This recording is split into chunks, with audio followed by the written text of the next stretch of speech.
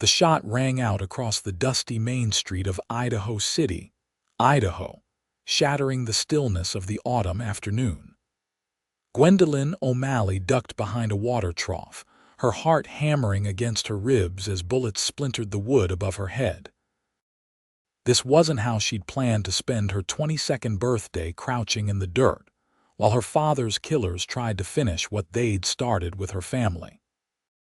It was 1876, and the gold rush that had once made Idaho City one of the largest settlements in the Northwest had dwindled, leaving behind a town of hardy survivors, opportunists, and those with nowhere else to go.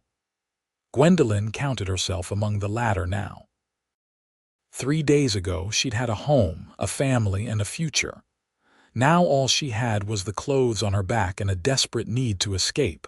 "Come out, O'Malley girl," a gruff voice called. "We ain't done with you yet." Gwendolyn's fingers tightened around the small derringer hidden in the folds of her skirt, the last gift her father had pressed into her hands before telling her to run. The gun had only 2 shots, and she'd already used one. She needed to make the last one count or find another way out of this mess. She went that way. Another voice shouted, and Gwendolyn seized her chance, slipping from behind the water trough and darting toward the nearest alley. Her boots splashed through mud and filth as she ran, her once fine blue dress now torn and stained beyond recognition. She'd been on the run for days, sleeping in barns and empty storerooms, stealing food when she could, and avoiding main roads. The men who'd murdered her father and burned their ranch wouldn't rest until they'd eliminated the only witness to their crime, her. The alley opened onto a quieter street lined with smaller buildings. Gwendolyn slowed her pace to avoid drawing attention, trying to look like she belonged despite her disheveled appearance. She needed a place to hide, to rest, to think. Her eyes fell on a modest boarding house at the end of the street. The sign hanging above the door read, "Mrs. Holloway's Lodgings." With the last of her energy, she pushed open the door and stepped into the dim entryway. An older woman looked up from behind a small desk, her eyes widening at the sight of Gwendolyn's mud-spattered form. "Good heavens, child, what's happened to you? Please," Gwendolyn whispered, her voice cracking. "I need a room, just for tonight." The woman's eyes narrowed with suspicion. "This is a respectable establishment. We don't—" "I have money," Gwendolyn interrupted, pulling out a small coin purse, another remnant of her former life. "And I swear I'm not what I appear to be. I just need somewhere safe to stay." Mrs. Holloway hesitated, then nodded curtly. "Room at the top of the stairs, last door on the left. One night only, until I decide otherwise." "Thank you," Gwendolyn breathed, counting out coins with trembling fingers. The room was small but clean, with a narrow bed, a washstand, and a window overlooking the back of the property. Gwendolyn locked the door behind her and sank onto the bed, finally allowing herself to feel the full weight of exhaustion and grief that had been chasing her for days. She knew she couldn't stay long in Idaho City. The men who were after her, Harlow's gang, they were called, had connections throughout the territory. They'd been using her father's land for smuggling stolen goods, and when he discovered their operation, they'd silenced him permanently. Only Gwendolyn had escaped, and only because her father had hidden her in the root cellar before confronting them. As darkness fell, Gwendolyn used the water in the basin to wash away the worst of the grime from her face and hands. She couldn't do much about her dress, but at least she could appear somewhat presentable. Tomorrow, she would need to find work or another way to survive. Her remaining money wouldn't last more than a few days. Sleep came fitfully, filled with dreams of gunshots and flames. She woke before dawn, her body still aching but her mind clearer. She needed a plan, and she needed it quickly. The sun was barely cresting the mountains when Gwendolyn made her way downstairs. Mrs. Holloway was already up, sweeping the small entryway. "You're an early riser," the older woman observed, leaning on her broom. "I need to find work," Gwendolyn said simply. "Do you know of anyone hiring?" Mrs. Holloway studied her for a moment. "What can you do, besides get yourself into whatever trouble you're running from?" Gwendolyn flushed. "I can cook, clean, so. I'm good with numbers. I kept the books for my father's ranch." "Ranch, is it?" Mrs. Holloway raised an eyebrow. "Well, that explains the riding calluses on your hands, at least. Not a saloon girl after all." "No, madam," Mrs. Holloway sighed. "Fleming's General Store might be looking for help, and the Overland Hotel needs a laundress, last I heard." She paused. "Though in your current state, you might not make the best impression." Gwendolyn looked down at her ruined dress and nodded grimly. "I understand. Wait here, Mrs. Holloway said with a sigh, disappearing up the stairs. She returned moments later with a simple brown dress and white apron. "These belonged to my daughter before she married and moved to boys. They might be a bit large on you, but they're clean." "I couldn't possibly take them, Mrs. Holloway insisted. "You can pay me back when you find work." Gratitude welled up in Gwendolyn's throat. "Thank you. I won't forget this kindness." After changing into the borrowed clothes and pinning her copper hair into a neat bun, Gwendolyn felt almost human again. She set out into the morning light, determined to find employment before the day was through. The streets of Idaho City were coming to life, with shopkeepers opening their doors and miners heading toward the hills that had once yielded fortunes, but now offered only modest returns. Gwendolyn kept her head down, painfully aware that Harlow's men could be anywhere. Fleming's General Store was her first stop. Mr. Fleming, a round man with spectacles perched on his nose, listened politely to her inquiry but shook his head. "Just hired a boy last week," he explained. "Don't need another set of hands right now." The Overland Hotel's response was similar. The position had been filled the previous day. By midday, Gwendolyn had tried every respectable business on Main Street without success. Her options were dwindling, along with her hope. Standing outside the town's largest saloon, the Silver Dollar, Gwendolyn debated her next move. She'd avoided the saloons thus far, knowing that such establishments often hired women for purposes she wasn't willing to consider. But desperation was setting in, and perhaps they needed someone to cook or clean. Taking a deep breath, she pushed through the batwing doors. The interior was dim and smelled of tobacco, whiskey, and unwashed bodies. A few early patrons glanced up at her entrance, but most returned to their drinks without interest. A tall man with a waxed mustache approached, looking her up and down with calculating eyes. "Help you, miss?" "I'm looking for work," Gwendolyn said, fighting to keep her voice steady. "Kitchen work or cleaning?"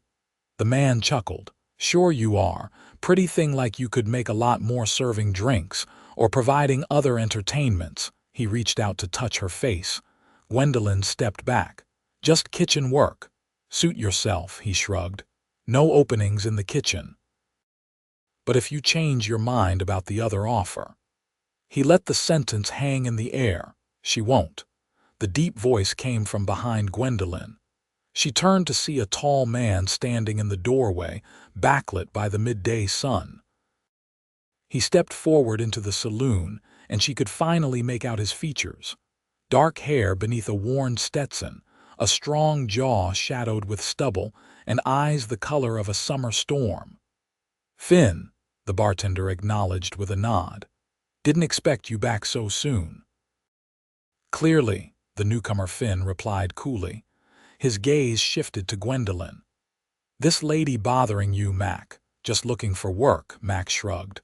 "Told her we don't have any unless she's willing to be more flexible." Finn's jaw tightened almost imperceptibly. "The lady said she's not interested." He turned to Gwendolyn. "Madam, if you're looking for honest work, I might be able to help. My ranch needs someone who can cook and keep house." Gwendolyn regarded him suspiciously. She'd learned the hard way that offers from strange men rarely came without conditions. "Your ranch, the Flying F, about 10 miles north of town," Finn explained. "My regular housekeeper left to care for her sick mother in Oregon. Pay is fair, and you'd have your own quarters in the house." It sounded too good to be true, which meant it probably was. But Gwendolyn was running out of options. "And what would your wife think of this arrangement?" she asked pointedly. A flicker of something pain perhaps crossed Finn's face before his expression settled back into neutral. "No wife to consider. Just me and 3 ranch hands, all of whom are getting tired of my cooking." Max snorted. "That's the truth. Finn Forrester couldn't boil water without burning it." Forrester. The name was vaguely familiar to Gwendolyn. Her father had mentioned the Flying F once or twice, a modest but well-run operation, if she recalled correctly. "So, what do you say?" Finn asked. "Job's yours if you want it." Gwendolyn hesitated. Leaving town might help her escape Harlow's men, but it would also mean placing herself at the mercy of this stranger and his ranch hands. Yet something in his steady gaze made her want to trust him. "When would I start?" she asked finally. "Today, if you're ready." "I've got supplies to pick up, then I'm heading back to the ranch." Gwendolyn nodded slowly. "I need to collect my things from the boarding house and settle my account." "I'll meet you there in an hour," Finn said. "Mrs. Holloway's place, I'm guessing." She nodded, wondering if the entire town already knew her business. Then it settled. Finn tipped his hat to her before turning back to Mac. "And you show a little more respect to ladies who come through those doors." Mac muttered something under his breath but didn't argue further.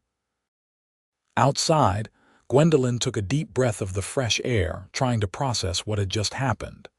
She'd come to Idaho City with nothing, running for her life, and now she was about to leave with a job and a potential safe haven. It seemed too convenient, too fortunate. "Miss." Finn had followed her outside. "I realized I never got your name." She hesitated only briefly. "Gwendolyn. Gwendolyn O'Malley." "Well, Miss O'Malley," he said with a slight nod, "I look forward to your cooking. Even if it's half as bad as mine, it'll be an improvement." Despite everything, Gwendolyn found herself smiling. "I'll try not to disappoint, Mr. Forrester." As she walked back to the boarding house, Gwendolyn couldn't shake the feeling that she was making either the best or worst decision of her life.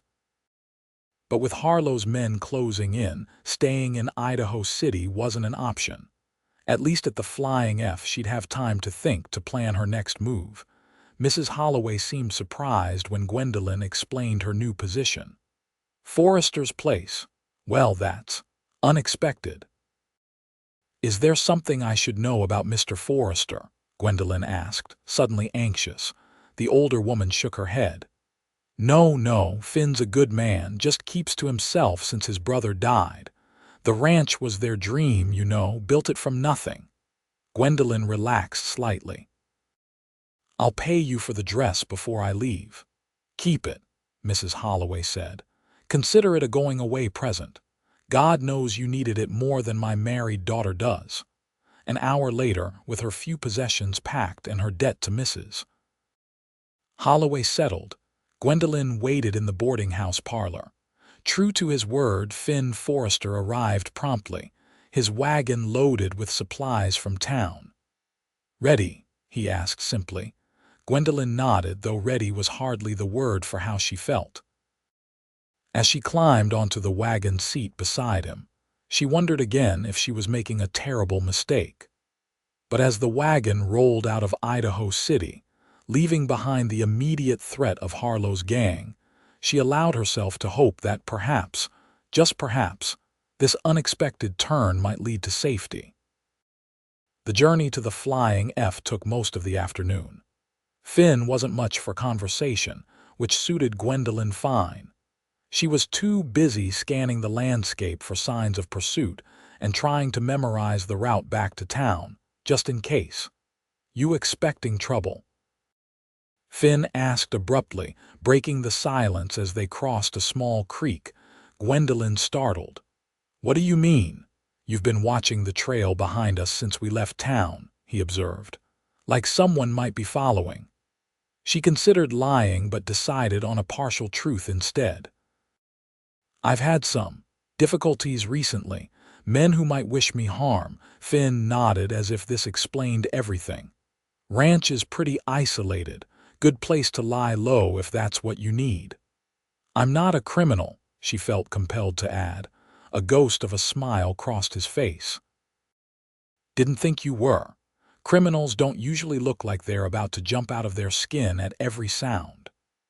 As the sun began its descent toward the western mountains, the landscape opened up to reveal a valley cradled between forested hills. In the center sat a substantial log house with several outbuildings, corrals, and a barn. Cattle grazed on the surrounding grasslands, and smoke rose from the house chimney. "Welcome to the Flying F," Finn said, a note of pride evident in his voice. It was a beautiful place, Gwendolyn had to admit. Not as large as some of the cattle operations she'd seen, but well-maintained and thoughtfully laid out. The main house was 2 stories, with a wide porch wrapping around the front and one side. As they approached, a weathered man in his 50s emerged from the barn, followed by 2 younger men. All 3 watched the wagon with obvious curiosity. "That's Hank, my foreman," Finn explained, nodding toward the older man. "Been with the ranch since my father's time.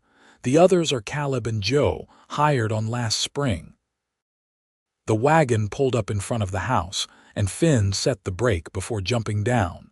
He came around to offer Gwendolyn his hand, which she accepted after a moment's hesitation. "Boys," Finn called, "this is Miss O'Malley. She'll be taking over for Mrs. Peterson in the house." Hank approached, removing his hat. "Madam," he said with a respectful nod, "welcome to the Flying F. Hope the boss didn't kidnap you against your will to save us from his cooking." Gwendolyn couldn't help but smile at the man's friendly manner. "No kidnapping involved, I assure you." "More's the pity," Caleb, a freckled young man barely older than Gwendolyn herself, said with a grin. "We were about ready to draw straws for who had to eat the boss's stew tonight." "That's enough," Finn said, but without real annoyance.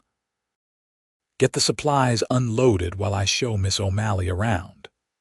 The interior of the house was surprisingly comfortable.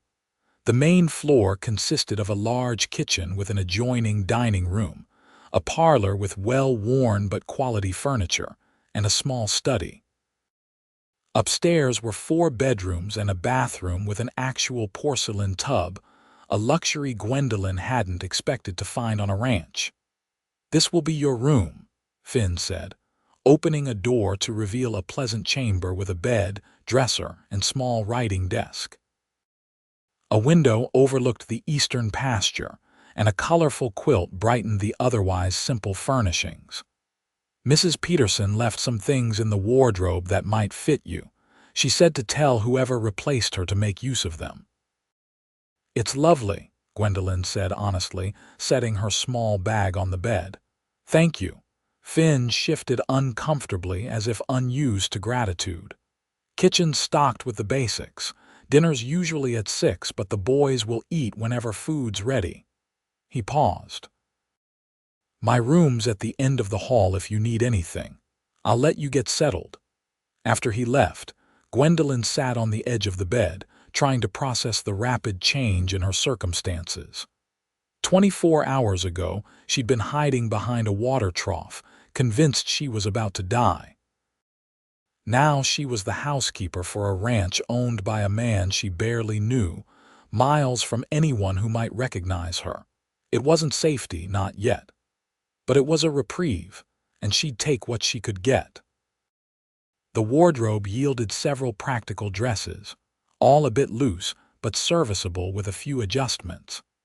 Mrs. Peterson had also left behind basic toiletries, a spare pair of boots, and a warm shawl for the coming winter months. After washing up and changing into one of the clean dresses, Gwendolyn made her way downstairs to survey the kitchen. It was well equipped, but showed signs of neglect since Mrs. Peterson's departure. Unwashed dishes were stacked haphazardly, and the stove needed a good cleaning. She set to work immediately, finding comfort in the familiar tasks. By the time the ranch hands came in for dinner, she'd managed to prepare a simple but hearty meal of salt pork, beans, and cornbread using the supplies Finn had purchased in town. "This is real food," Joe declared after his first bite. He was the youngest of the hands with dark hair and an easy smile. "Miss O'Malley, you're an angel sent from heaven." "Don't go getting ideas, Joe," Hank warned good-naturedly. "Miss O'Malley's here to cook, not to be courted by the likes of you." Gwendolyn felt her cheeks warm at the banter. "I'm glad it's satisfactory. Tomorrow I'll have time to prepare something more substantial. This is already better than anything we've had since Mrs. Peterson left," Caleb assured her. Finn ate quietly, saying little but nodding his approval when Gwendolyn caught his eye. After the meal, when she began clearing the dishes, he surprised her by rising to help. "The boys have evening chores," he explained when she protested. "I can manage a few dishes." They worked side by side in companionable silence, Gwendolyn washing while Finn dried. It was strange how quickly the domestic scene had materialized, as if she'd been at the Flying F for months instead of hours. "Thank you," Finn said suddenly, setting down a dried plate. "For taking the job, I mean. It's not easy to find decent help out here, especially someone willing to come on such short notice." "I should be thanking you," Gwendolyn replied honestly. "I was in a difficult position." Finn studied her for a moment, his gray eyes thoughtful. "Those men you mentioned, the ones who might wish you harm. They the reason you looked half dead when I found you in the saloon." Gwendolyn tensed. "I don't want to bring trouble to your door." "Already figured trouble was involved," he said with a shrug. "Just want to know what kind I might be facing." She hesitated, then decided that he deserved at least some explanation. "My father owned a small ranch near Boise. Some men were using our land for illegal activities. When he discovered it and threatened to go to the law, they killed him and burned our home." She swallowed hard. "I saw their faces. They know I can identify them." Finn's expression darkened. "These men have names. They're called Harlow's Gang. Their leader is Silas Harlow." The plate in Finn's hands crashed to the floor, shattering into pieces. Gwendolyn jumped at the sound. "Silas Harlow," Finn repeated, his voice tight with barely controlled rage. "You're sure?" Confused by his reaction, Gwendolyn nodded. "Yes, do you know him?" Finn knelt to gather the broken pieces of china, his movements stiff. "He killed my brother 2 years ago. Shot him in the back during a card game in Boise, claimed Thomas had been cheating." Gwendolyn's hand flew to her mouth. "I'm so sorry. I didn't know." "No reason you would," Finn said, his voice flat as he dumped the broken pieces into the trash bin. "Harlow's got friends in high places. The territorial marshal ruled it self-defense, even though Thomas never carried a gun." "That's why you were willing to help me," Gwendolyn realized. "You have your own score to settle with Harlow." Finn's gaze met hers, storm gray and intense. "I offered you the job because you needed it and I needed a housekeeper. Learning about your connection to Harlow is unexpected." He took a deep breath. "But it doesn't change anything. You're safe here for as long as you want to stay." "Thank you," she said softly, "for everything." He nodded once, then abruptly changed the subject. "Breakfast is usually at 5. The boys like eggs if we have them, flapjacks if we don't." "I'll be ready," Gwendolyn promised. Later, lying in her new bed, Gwendolyn found herself pondering the strange twist of fate that had led her to Finn Forrester's ranch. Of all the people who might have offered her help, She'd found someone with his own reasons to hate Silas Harlow. It seemed almost providential, or perhaps it was simply that in the territories, Harlow had made enough enemies that finding someone with a grudge against him wasn't so unlikely after all. Whatever the reason, Gwendolyn felt safer than she had since her father's murder. The Flying F was remote, defensible, and now she knew Finn would have a personal interest in keeping Harlow and his men at bay. As she drifted toward sleep, Gwendolyn allowed herself to imagine, just for a moment, that perhaps this unexpected sanctuary might become something more permanent. It was a dangerous thought, one that invited disappointment, but in the quiet darkness of her new room, she permitted herself the small comfort of hope. The days at the Flying F quickly fell into a rhythm that Gwendolyn found both comforting and healing. She rose before dawn to prepare breakfast for the men, spent her mornings cleaning and organizing the house that had clearly suffered from bachelor neglect, and dedicated her afternoons to baking and preparing the evening meal. The ranch hands were respectful and appreciative of her efforts, particularly when she revived Mrs. Peterson's tradition of baking fresh bread twice weekly. Even Finn, who remained somewhat reserved, began to visibly relax in her presence as the weeks passed. October gave way to November, and the first snow dusted the mountains surrounding the valley. The cattle were moved to lower pastures, and the men spent long days ensuring the ranch was prepared for the harsh Idaho winter ahead. On a particularly cold morning 3 weeks after her arrival, Gwendolyn was kneading dough in the kitchen when Finn entered, stomping snow from his boots. "Storm's coming," he announced, moving to warm his hands by the stove. "Hank says it'll be a bad one." "How bad?" Gwendolyn asked, continuing to work the dough. "Bad enough that I'm sending the boys into town for supplies before the trail becomes impassable. We might be cut off for a few weeks once it hits." Gwendolyn's hands stilled. The thought of being completely isolated, even from Idaho City, was unsettling. "All of you are going," Finn shook his head. "Just Hank and the boys. Someone needs to stay with the stock, and—" he hesitated. "I didn't think you'd want to be left here alone." The consideration touched her. "Thank you."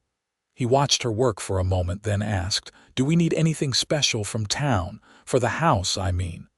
"More flour would be good," she replied, resuming her kneading. "And coffee. The men go through it like water." Finn nodded. "Anything for yourself?" "It might be Christmas before we can get to town again." Gwendolyn hesitated.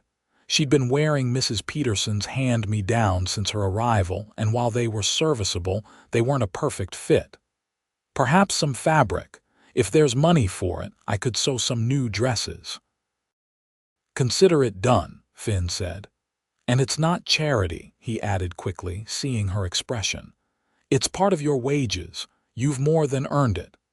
After he left to help the men prepare for their journey, Gwendolyn allowed herself a small smile.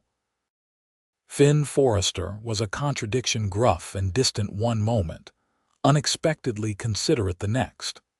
He rarely spoke about himself or his past, but occasionally, when they shared the quiet evening hours after the ranch hands had retired, she caught glimpses of the man beneath the stoic exterior. He was well-read, she'd discovered, with a small but carefully chosen library in his study. He played chess, a game he'd learned from his father, and sometimes, when he thought no one was listening, he hummed old folk tunes while he worked. Gwendolyn was coming to enjoy his company more than she cared to admit, even to herself. It was dangerous to form attachments when her future remained so uncertain, but the heart, she was learning, rarely consulted with reason before making its choices. Hank and the younger hands departed for Idaho City shortly before noon, taking the wagon and a list of supplies needed for the coming winter. The sky was already heavy with snow-laden clouds, and the air had the sharp, metallic taste that preceded a major storm. They'll stay in town tonight and head back first thing tomorrow, Finn explained as they watched the wagon disappear down the valley road. With luck, they'll beat the worst of the weather. Gwendolyn nodded, pulling her shawl tighter around her shoulders. And if they don't? They'll hole up at the overland until it passes, Finn said. Hank knows these mountains better than anyone. He won't take unnecessary risks. The rest of the day passed quietly. Gwendolyn baked her bread and prepared a stew for dinner, while Finn tended to the livestock and checked the ranch's winter preparations. They ate together in the kitchen rather than the dining room, the informality somehow natural in the absence of the other men. "This is good," Finn said after his first spoonful of stew.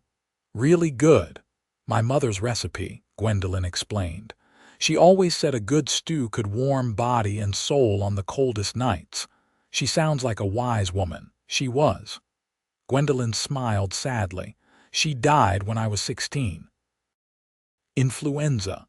Finn nodded in understanding. "My mother passed when I was 12, left my father with 2 boys to raise on his own." "He must have done well," Gwendolyn observed. "You built all this." "Thomas was the real builder," Finn said, his expression softening at the mention of his brother. "He had the vision. I just had the stubbornness to see it through after he was gone." Outside, the wind had picked up, moaning around the eaves of the house like a restless spirit.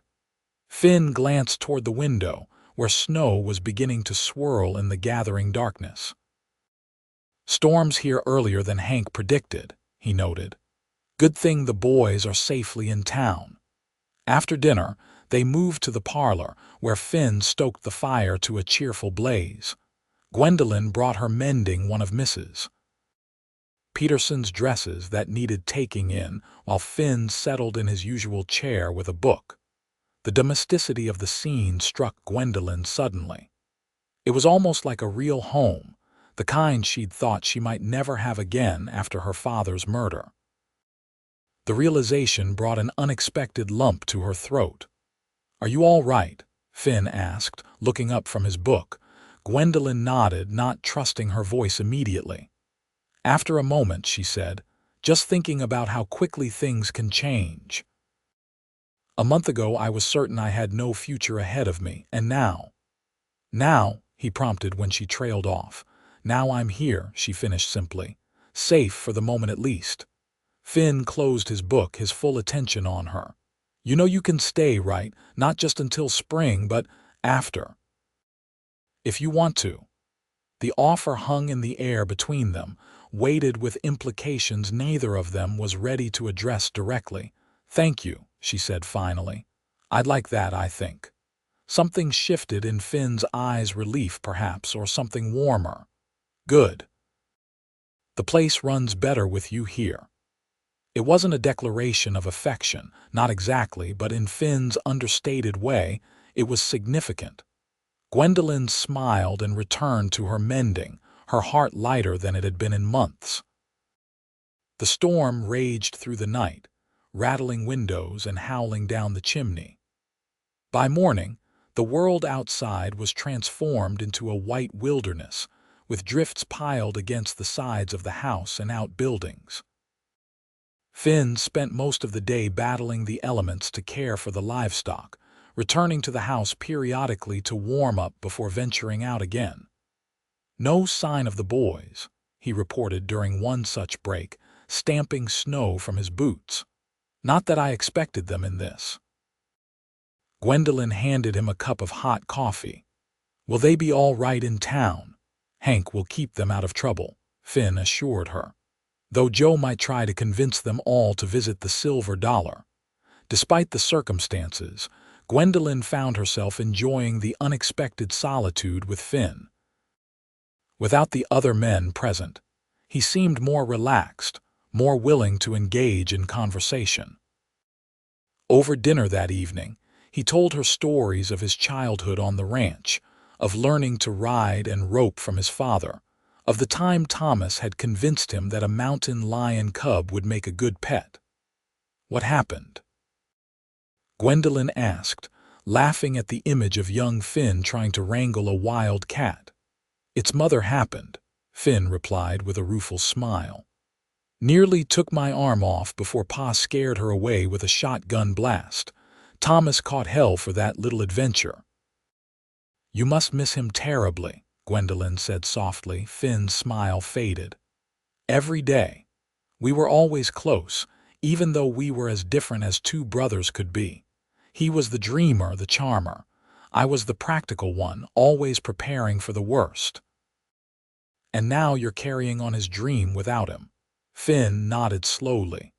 "Sometimes I wonder if I'm doing right by his memory, if the ranch is what he would have wanted it to be." "I think he'd be proud," Gwendolyn said with conviction. "The Flying F is beautiful, prosperous." "You've done well, Finn." He looked at her then with an intensity that made her breath catch. "Thank you for saying that." The storm continued into the next day and the day after that. By the third morning, Gwendolyn was beginning to worry about Hank and the others, but Finn assured her they'd wait out the weather in town rather than risk the journey back in such conditions. It was on the fourth day, as they were finishing breakfast, that the accident happened. Finn had just announced his intention to check the barn roof, which he feared might be straining under the weight of accumulated snow, when a tremendous crash from outside sent them both rushing to the window. Part of the stable roof had indeed collapsed, and from the sounds of distressed animals, at least some of the horses were trapped inside. "Stay here," Finn ordered, already pulling on his heavy coat and gloves. "I'll handle it." But Gwendolyn was right behind him, wrapping herself in her warmest clothes. "You'll need help." He looked like he wanted to argue but clearly recognized the urgency of the situation. "Stay close to me and do exactly as I say." They battled their way through the deep snow to the stable, where the damage was immediately apparent. A large section of the roof had given way, sending snow, ice, and splintered timber crashing down into the stalls below. The horses that had escaped injury were wild-eyed with panic, while at least two were partially pinned by debris. "We need to get them out first," Finn said, already moving toward the nearest trapped animal, a chestnut mare who was struggling against a fallen beam across her hindquarters.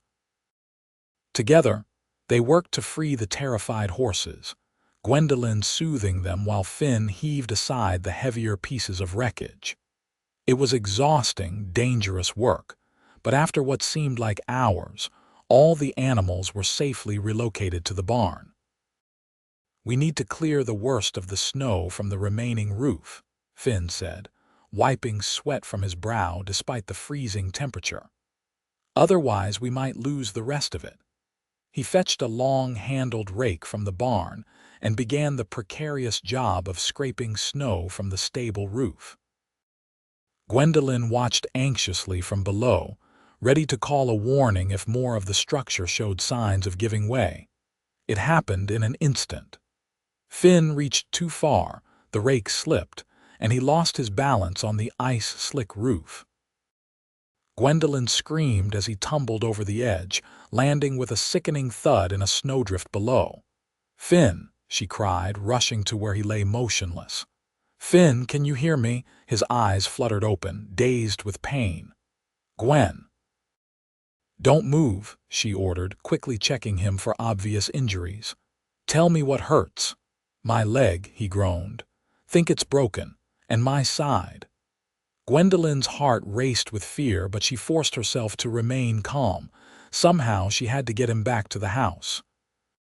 "I'm going to help you up," she said. "Lean on me as much as you can."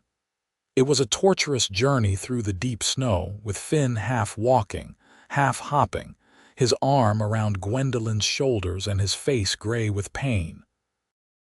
By the time they reached the house, they were both exhausted and soaked with sweat and melted snow. "The sofa," Finn gasped as they stumbled through the door. "No, your bed," Gwendolyn countered. "You can't sleep on the sofa with a broken leg." Getting him up the stairs was an ordeal that left them both trembling with exertion, But finally, Finn was settled on his bed, his injured leg stretched out before him. "I need to look at your leg," Gwendolyn said, already unlacing his boot with careful hands. "And your side. You said it hurts." Finn nodded weakly, his face pale and drawn. "Ribs, probably." Removing his boot revealed an ankle already swollen to twice its normal size, purple with bruising. Gwendolyn probed it gently, relieved to find no obvious deformity that would indicate a severe break. "I think it's a bad sprain, not a break," she told him. "But your ribs concern me more." With as much clinical detachment as she could muster, Gwendolyn helped Finn remove his coat and shirt, revealing a muscular torso marred by a massive bruise spreading across his right side. Her fingers traced the area carefully, feeling for the telltale give of broken ribs. "Breathe in slowly," she instructed, watching his face for signs of increased pain. Finn complied, wincing but managing a full breath. "Don't think they're broken," he said. "Just bruised all to hell." "You were lucky," Gwendolyn told him, relief evident in her voice. "It could have been much worse." "Don't feel particularly lucky at the moment," Finn grimaced.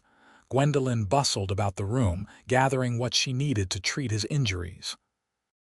She wrapped his ribs tightly with clean bandages, then bound his ankle, propping it on a pillow to reduce the swelling. "You'll need to stay in bed for a few days," she told him firmly. "That ankle won't bear weight until the swelling goes down." Finn looked like he wanted to argue but was in too much pain to summon the energy.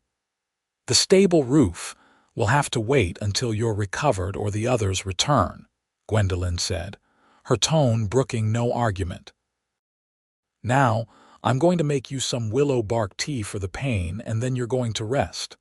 To her surprise, Finn actually smiled. "Yes, madam." The next few days established a new routine. Gwendolyn divided her time between her usual household duties, caring for the livestock, and tending to Finn. Despite his initial resistance to being bedridden, Finn proved to be a relatively cooperative patient, though his frustration at his enforced idleness was evident. "I should be out there," he said for the dozenth time as Gwendolyn brought him lunch on the third day after his fall. "The stock needs checking, and the stable roof—" "The stock is fine," Gwendolyn interrupted. "I've been feeding and watering them exactly as you instructed. And the stable roof won't get fixed any faster if you re-injure yourself trying to do too much too soon." Finn sighed but accepted the bowl of soup she handed him. "You're as stubborn as my brother was." "I'll take that as a compliment," she replied with a smile. "Now eat your soup before it gets cold." As she turned to leave, Finn caught her wrist. "Gwen." It was the first time he'd used the shortened version of her name since the accident. "Yes, thank you," he said simply, his gray eyes serious. "For everything." The sincerity in his voice made her heart skip a beat. "You're welcome." That evening, as the wind howled outside and fresh snow fell, Gwendolyn sat beside Finn's bed, reading aloud from one of his books while he listened, his eyes closed but his expression peaceful. It was another moment of unexpected domesticity, another glimpse of what a different life might be like. When she finished the chapter, Finn opened his eyes. "My mother used to read to us like that," he said softly. "On winter nights when the snow was too deep for even my father to tend the stock." "My father did the same," Gwendolyn smiled at the memory. "He had a particular fondness for adventure stories, tales of exploration and discovery." "He sounds like a good man." "He was." Gwendolyn's smile faltered. "He didn't deserve what happened to him." Finn reached for her hand, his touch gentle. "None of them did. Your father, my brother. All the others Harlow's left in his wake." The mention of Harlow brought reality crashing back.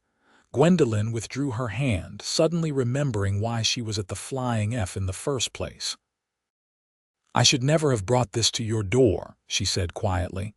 If Harlow discovers I'm here, he'll come for me, and you're in no condition to fight. If Harlow comes, Finn said, his voice hard, I'll be ready for him, broken ankle or not. That's what I'm afraid of, Gwendolyn admitted. I couldn't bear it if something happened to you because of me. Finn regarded her for a long moment. When did it change? He asked finally. When did what change? When did I become more to you than just a convenient hiding place? The directness of the question startled her. Gwendolyn looked away, unable to meet his searching gaze. I don't know, she said honestly. Somewhere between Idaho City and now. For what it's worth, Finn said quietly, it changed for me the moment you stood in that saloon, refusing to compromise even when you had nothing left. Gwendolyn's eyes returned to his, finding a warmth there that both thrilled and terrified her. Finn! A sudden pounding at the front door interrupted whatever she might have said. They both froze, listening as the knocking came again, more insistent this time. Could be Hank and the boys, Finn said, though he didn't sound convinced. Gwendolyn moved to the window, peering through the frost-edged glass at the yard below. In the fading daylight, she could make out a single rider on a snow-covered horse. Not Hank or the others returning from town. Stay here, she told Finn, already moving toward the door. I'll see who it is. Gwen, wait, but she was already gone, descending the stairs with her heart in her throat. The pounding continued as she approached the front door, her father's derringer clutched in her hand. She'd kept it hidden in her room since arriving at the Flying F, hoping she'd never need to use it again. Who's there? She called, positioning herself to the side of the door rather than directly in front of it. Help, a man's voice gasped. Please, injured, Storm. Warily, Gwendolyn opened the door just enough to peer out. A figure huddled on the porch, covered in snow, his face barely visible beneath a frost-encrusted hat. He looked half-frozen, leaning heavily against the doorframe. Please, he repeated, his voice weak. My horse fell. Legs all torn up. Despite her misgivings, Gwendolyn couldn't turn away someone in genuine distress. She opened the door wider. Come in, quickly, before you freeze to death. The man stumbled inside, bringing a blast of cold air with him. As Gwendolyn closed the door, he straightened slightly, turning to face her properly for the first time. Her blood ran cold as recognition dawned. It was one of Harlow's men, not Harlow himself, but one of the gang who'd been present the night her father was murdered. Davis, she thought his name was. He recognized her in the same instant. His eyes widened, then narrowed dangerously. Well, the O'Malley girl. His injured demeanor vanished as he drew a pistol from beneath his coat. Harlow's been looking all over for you. Gwendolyn's fingers tightened around the derringer in her pocket. How did you find me? Davis smiled coldly. Didn't. Was just looking for shelter from the storm. Finding you is a bonus Harlow will pay well for. He gestured with the gun. Now, where's the owner of this place, Forrestman or whatever his name is? Forrester, Gwendolyn corrected automatically. And he's not here. Went to Idaho City before the storm. Davis studied her face, clearly trying to determine if she was lying. Convenient. For you, perhaps, she said, her mind racing. If Davis believed Finn wasn't present, he might be less cautious. What happens now?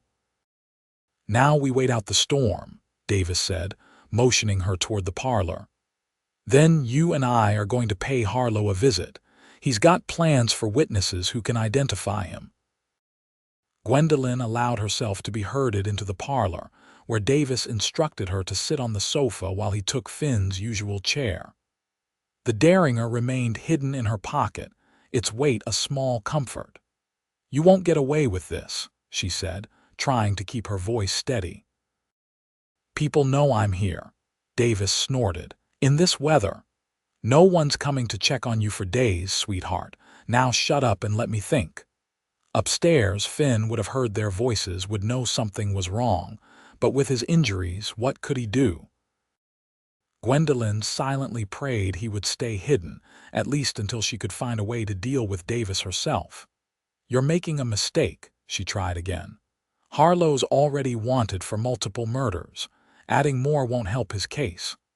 "Harlow doesn't leave loose ends," Davis replied coldly. "And right now, you're the loosest end of all." A floorboard creaked overhead, the sound barely audible but enough to make Davis's head snap up. "Who's that?" he demanded, rising from the chair and pointing his gun toward the ceiling. "You said Forrester wasn't here." "It's just the house settling in the cold," Gwendolyn said quickly. "These old timber homes shut up," Davis snarled, moving toward the stairs. "Who's up there? Come down now or I put a bullet in the girl." Gwendolyn's heart hammered against her ribs. If Davis went upstairs and found Finn injured and vulnerable. "Last chance," Davis shouted, his gun now trained directly on Gwendolyn. "Don't shoot," Finn's voice called from above. "I'm coming down." Gwendolyn closed her eyes briefly in despair. This was exactly what she'd feared. Finn appeared at the top of the stairs, his face pale but determined. He'd managed to dress himself but was clearly unable to put weight on his injured ankle, leaning heavily against the wall for support. "Forrester, I presume," Davis said with a nasty smile.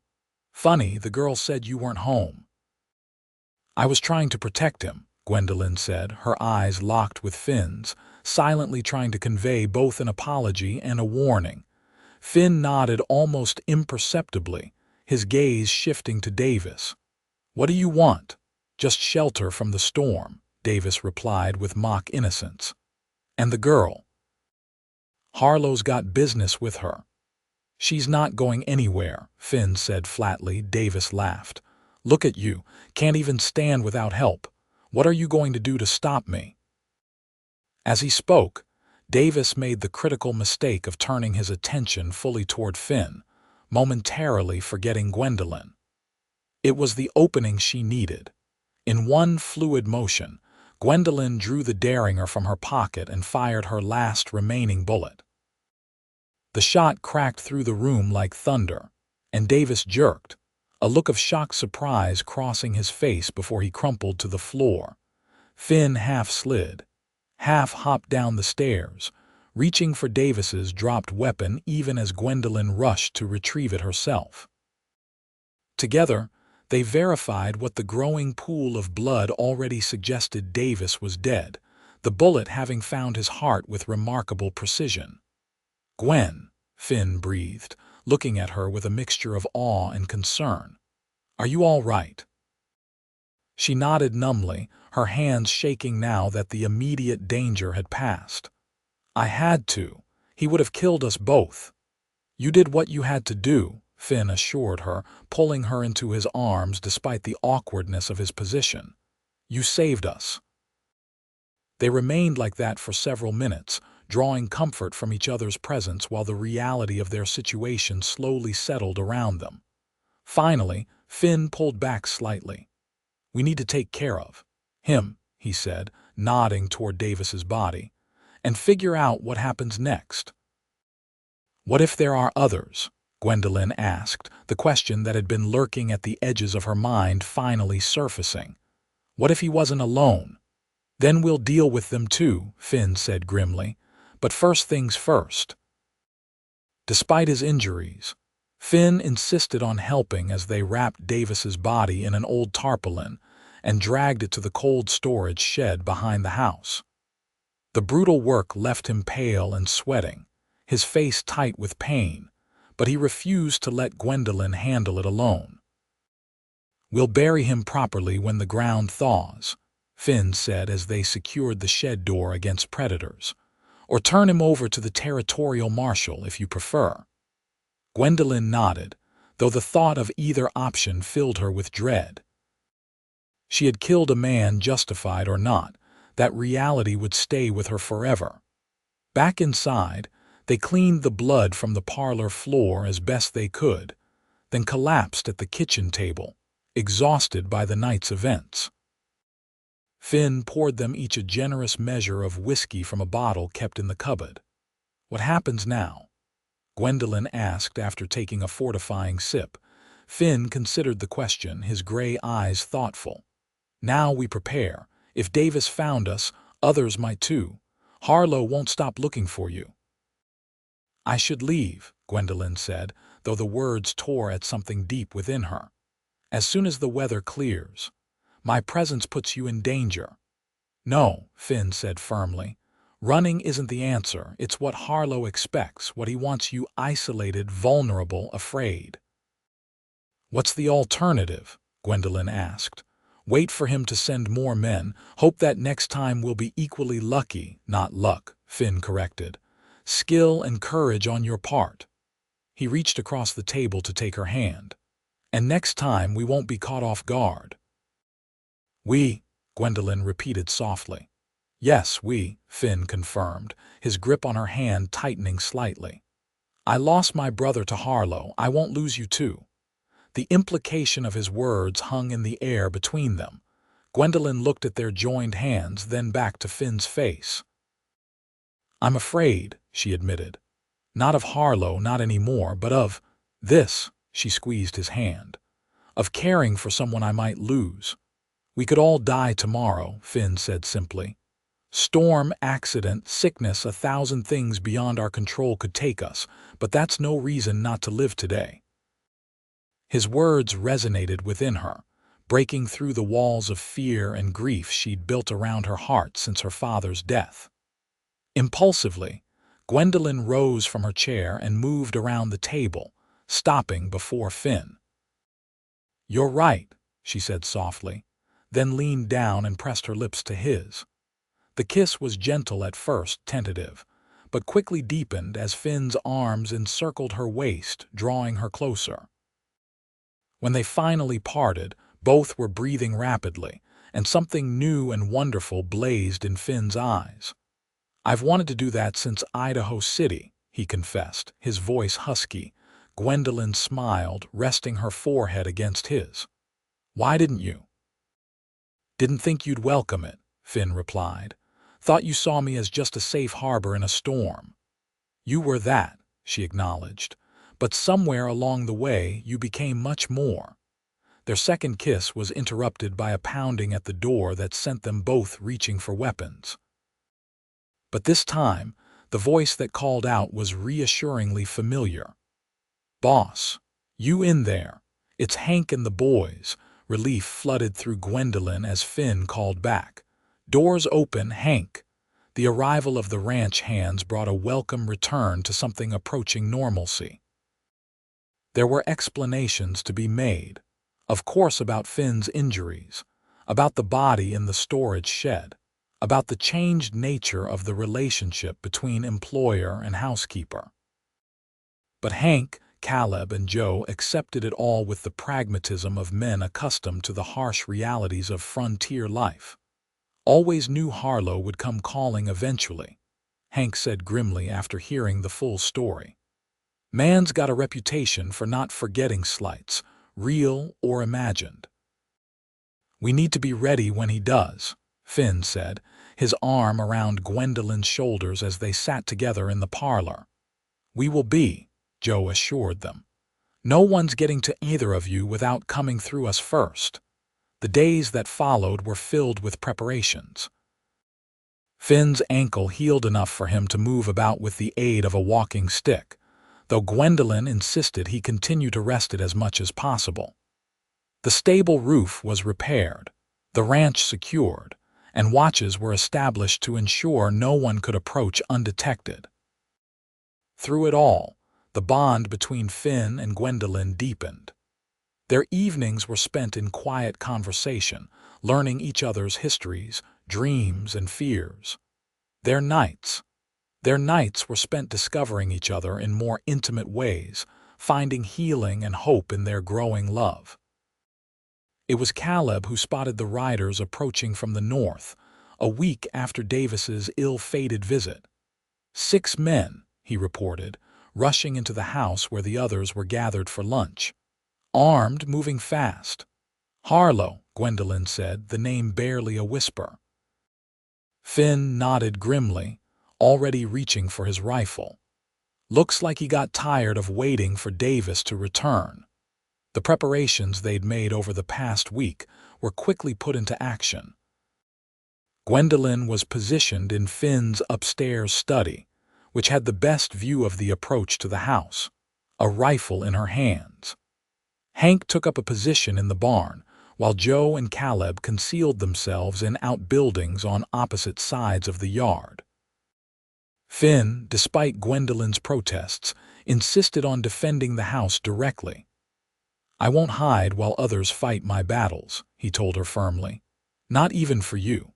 The riders pulled up about 50 yards from the house, clearly wary of a trap. One man separated from the group and rode forward slowly, his hands held ostentatiously away from his weapons. "Forrester," he called, "I know you're in there. We just want to talk." From her vantage point, Gwendolyn could see the speaker clearly Silas Harlow himself, older than she remembered but unmistakable with his distinctive scar running from eye to jaw. Below, Finn stepped onto the porch, his rifle held ready but not aimed directly at Harlow. "Nothing to talk about, Harlow. Turn around and ride out while you still can." Harlow laughed, the sound carrying clearly in the cold air. "Is that any way to greet an old acquaintance? We have some unfinished business, you and I." "Our business was finished when you murdered my brother," Finn replied coldly. "Unless you've come to surrender yourself to the law." "Always the righteous one," Harlow sneered. "No, I've come for the O'Malley girl. I know she's here. Davis tracked her this far before the storm." "Davis isn't coming back," Finn informed him. "And neither are you if you don't leave now." Harlow's expression hardened. "Don't be a fool, Forrester. There are 6 of us and 3 of you, 4 at most. Give us the girl and we'll leave you in peace." "There will be no peace as long as you're drawing breath," Finn said, his voice carrying clearly to where Gwendolyn watched, her heart in her throat. "You killed my brother. You killed her father. How many others?" "Too many to count," Harlow replied with chilling candor. "What's one more?" "Last chance, Forrester. The girl or we burn you out." In response, Finn raised his rifle and fired a shot that kicked up snow at Harlow's horse's feet. The animal reared, nearly unseating its rider. "Next one won't miss," Finn promised. It was the signal they'd agreed upon. Simultaneously, Hank, Joe, and Caleb revealed their positions, weapons trained on Harlow and his men. The odds, so uneven a moment before, suddenly looked much more balanced. Harlow's face contorted with rage as he realized the trap he'd ridden into. "Kill them all," he shouted to his men. "Burn the place to the ground." The battle that followed was brief but vicious. Harlow's men, caught in the open, were easy targets for the defenders positioned around the ranch. 2 fell immediately, another was wounded and retreated. The remaining 3, including Harlow, managed to reach cover behind the water trough and a stack of firewood. From her position upstairs, Gwendolyn had a clear shot at one of the men attempting to circle around to the back of the house. She took it without hesitation, watching as he crumpled to the ground. It was easier this time, she realized with a detached sort of surprise. Easier to pull the trigger when the alternative was losing everything and everyone she had come to love. The firefight continued for several minutes, neither side gaining a clear advantage. Then Harlow made his move, breaking cover and sprinting directly for the house, firing wildly as he came. Finn, who had moved to the doorway for better protection, stepped out to meet the challenge. Their shots rang out simultaneously. Finn staggered back, blood blooming on his shoulder, but Harlow fell face first into the snow. Unmoving, seeing their leader fall, the remaining gang members threw down their weapons and raised their hands in surrender. It was over, just like that. The nightmare that had haunted Gwendolyn for months ended in a few minutes of gunfire and blood. Gwendolyn raced down the stairs to where Finn was leaning against the doorframe, his left hand pressed to his bleeding right shoulder. "How bad?" she demanded, already pulling away his coat to examine the wound. "Just a graze," Finn assured her, though his pallor suggested otherwise. "Harlow." "Dead," Hank confirmed, approaching cautiously to check the fallen gang leader. "Shot through the heart." "Like Thomas," Finn said softly. "Fitting." Gwendolyn helped Finn inside while the others secured the surviving gang members. The bullet had indeed grazed his shoulder rather than penetrating deeply, but it was still a serious wound that would need careful treatment to prevent infection. As she cleaned and bandaged the injury, Gwendolyn found herself overcome with a mixture of relief, grief, and something like disbelief. "It's over," she said, the words feeling strange on her tongue. "Really over." Finn caught her hand as she finished securing the bandage. "Yes.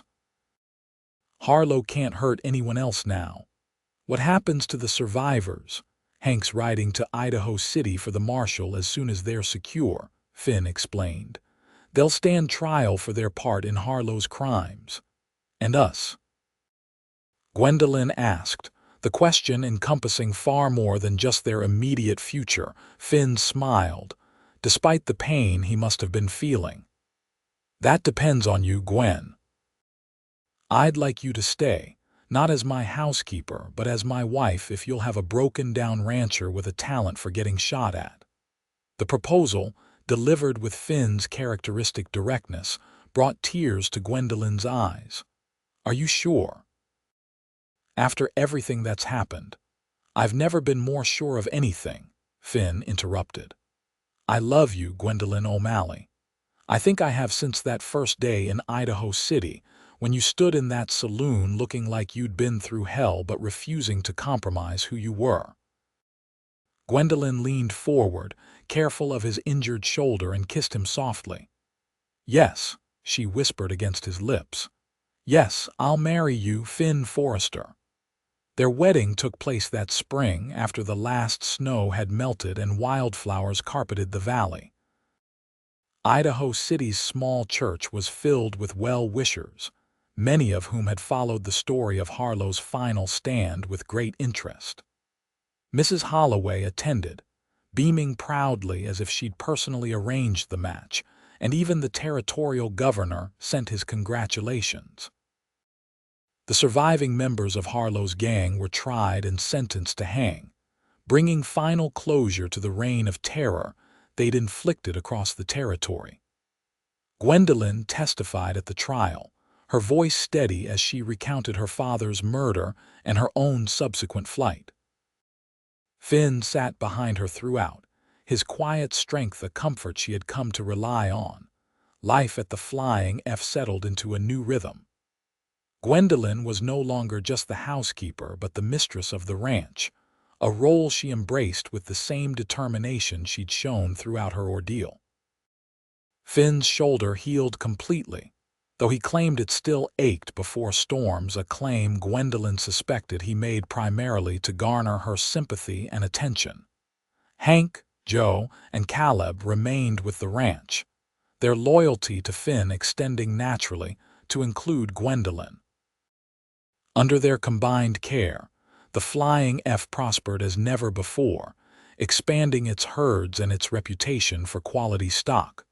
One evening, as summer gave way to fall, Gwendolyn and Finn sat on the porch watching the sunset paint the valley in golds and crimsons. Finn's arm was around her waist, his hand resting on the gentle swell of her belly where their first child grew. "Happy?" Finn asked, pressing a kiss to her temple. Gwendolyn leaned into his embrace, thinking of the journey that had brought her to this moment, the loss, the fear, the desperate flight that had ultimately led her home. "Completely," she answered truthfully. "Though sometimes I can hardly believe we're here like this, after everything." "We earned it," Finn said simply. "Every moment of happiness we earned." As darkness settled over the valley and the first stars appeared in the eastern sky, Gwendolyn reflected on the strange turns life could take. She had arrived at the Flying F broken, frightened, and alone, carrying the weight of her father's death and her own uncertain future. Now she was whole, loved, and surrounded by family, both the one she'd found and the one growing within her. "I'm thinking Frederick for a boy," Finn mused, his hand making small circles on her stomach. "After my father." "And if it's a girl?" Gwendolyn asked, covering his hand with her own. Finn considered for a moment. "Grace," he decided. "It seems fitting." "Grace," Gwendolyn repeated, tasting the name. "I like it." As they sat together watching the stars emerge, Gwendolyn felt a profound sense of peace settle over her. The future stretched before them, filled with promise and possibility. There would be challenges. Of course, life in the territories ensured that, but they would face them together, stronger for having survived the trials that had brought them to each other. The years that followed brought both joys and sorrows, as all years do. Grace arrived the following spring, a healthy girl with her father's gray eyes and her mother's copper hair. Frederick followed 2 years later, and then Thomas, named for the uncle he would never meet but whose legacy lived on in the ranch he'd helped build. Idaho Territory changed too, eventually becoming a state, bringing new settlers, new laws, and new ways of life. The Wild West that had shaped Finn and Gwendolyn gradually gave way to a more ordered society, though the values that had sustained them, courage, loyalty, determination, remained as essential as ever. Through it all, the Flying F stood as a testament to what could be built from adversity. A home, a legacy, a love strong enough to withstand whatever challenges life presented. And on winter nights, when snow blanketed the valley and the wind moaned around the eaves of the house, Finn and Gwendolyn would sit before the fire, surrounded by their children, and tell stories of the past, not to dwell on old wounds, but to honor the journey that had brought them together, the scars that had made them stronger, and the love that had ultimately redeemed them both. It was on such a night, as their 20th anniversary approached, that Finn found Gwendolyn standing before the bedroom window, looking out at the moonlit snow. He came to stand behind her, wrapping his arms around her waist as he had countless times before. "What are you thinking about so seriously?" he asked, his voice soft in the quiet room. Gwendolyn leaned back against him, drawing comfort from his solid presence. "The day we met," she answered. "How close I came to never knowing this life, this love." "Fate had other plans for us," Finn said, kissing the side of her neck.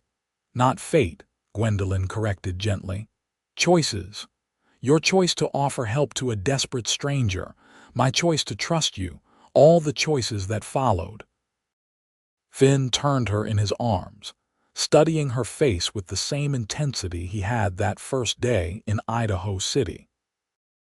Time had left its mark on them, both lines around the eyes, silver threading through their hair, but to Gwendolyn, he was more handsome than ever, his face reflecting the life they'd built together. "Best choice I ever made," Finn said simply, before lowering his mouth to hers in a kiss that held 2 decades of shared history and the promise of many more to come. Outside, snow began to fall, soft and silent, covering the Flying F in a pristine blanket of white.